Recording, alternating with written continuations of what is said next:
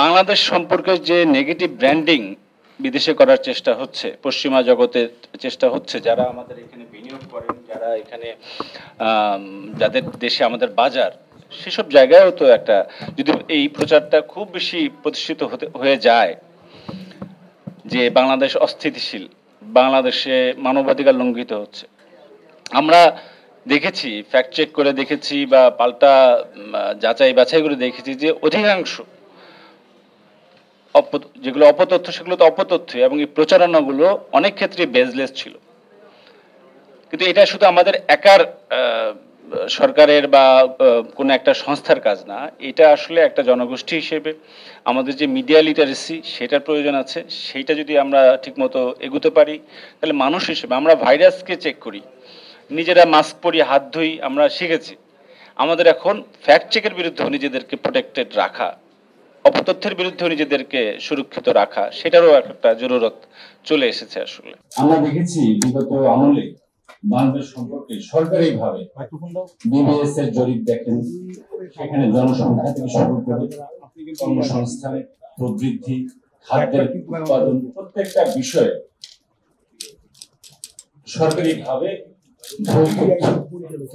বা বাড়িয়ে বলা তথ্য প্রচার করা হয়েছে, এবং সেটারই একটা অংশ হচ্ছে বাংলাদেশ এখন মধ্যম আয়ের দেশে প্রবেশ করতে যাচ্ছে।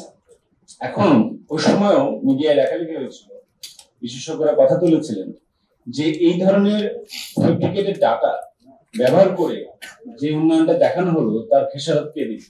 যেমন বিশেষ করে আপনি ধরেন পোশাক শিল্পে যে আমরা ছাড়টা পাই, আমরা তো মধ্যম আয়ের দেশে গেলে সেটা পাবো না, আমাদের পোশাক রপ্তানি খাতে সমস্যা হবে, আমাদের ছাত্রীদের যে বৃত্তি, বেশি স্কলারশিপ, সেখানে সমস্যা হবে। মানে এমন কোনো ক্ষেত্র নাই যা আমাদের আমরা আগে এই যে বর্তমান যে অসুবিধার মধ্যে যতটা গতি সেটা দেখাতে হবে। ফলে আমরা গতির বদলে অপতথ্য, মিথ্যা তথ্য সরকারিভাবে যেটা হয়েছে তার ফলে আমরা একটা দুর্গতির মধ্যে পড়তে যাচ্ছি।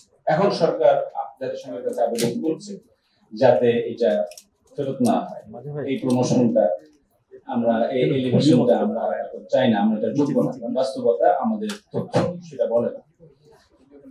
সেটা একটা দিক। অন্যদিকে আপনি দেখেন গত 6 মাস যে রকম অপপ্রচার বাংলাদেশকে নিয়ে বাংলাদেশের ভিতর থেকে বাইরে হয়েছে, সেটা সরকারের পুরো মনোযোগ অনেক ক্ষেত্রে কেড়ে নিয়েছে, জনজীবনে বিশৃঙ্খলা সৃষ্টি করেছে, রাষ্ট্রীয় পলিসিগুলো নিতে দ্বিধাদ্বন্দ্বের সৃষ্টি হয়েছে, এবং সব মিলিয়ে সরকারের যে উন্নয়নের যে প্রচেষ্টাগুলো সেগুলো কিন্তু ধীর গতিতে হয়ে যাচ্ছে।